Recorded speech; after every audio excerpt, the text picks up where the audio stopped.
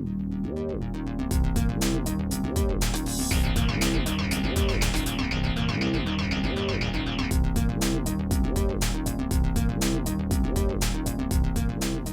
and welcome to this part 2 of replacing the steering head bearings in my Benelli 1130 TnT.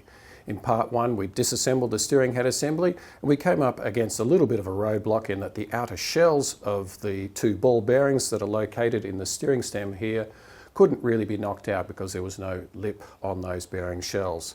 So the only way to get them out successfully is really to run some weld around those shells to cause them to shrink, and that will allow me to remove them a lot easier. And what I've done is I've made up these little strips here which I will actually weld onto those bearing shells in situ, which will allow me to put a punch on the bottom or the top to knock out the appropriate bearing. After that I'll be refitting the new bearings and assembling the steering head assembly.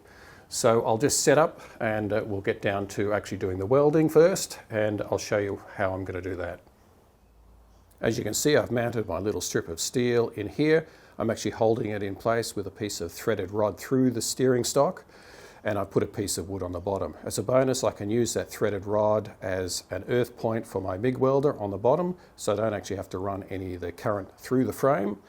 And to protect the wiring and cables at the top here, I've bought a fire blanket, which is made out of fiberglass. I've cut a hole in it, and I'll just run that around the area that I'm going to weld, just to prevent any spatter from getting onto the delicate wiring or paintwork of the bike.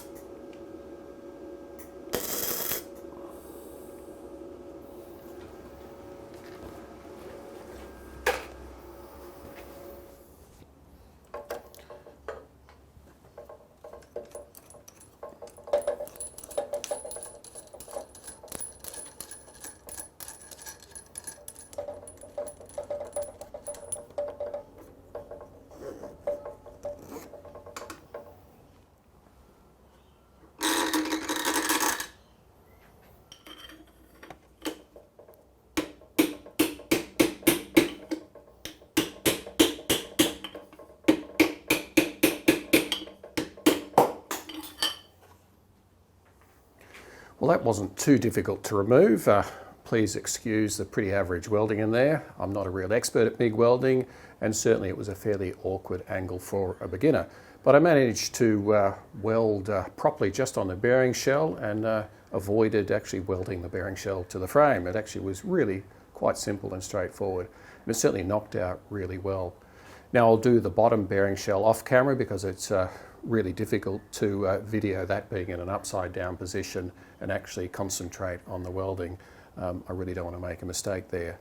So that's really the end of part 2 of replacing the steering head bearings on a Benelli 1130 TnT. In part 3 I'll be fitting the new bearings and reassembling the triple clamps and refitting the wheel, and then the job will be done. So I'll catch you then.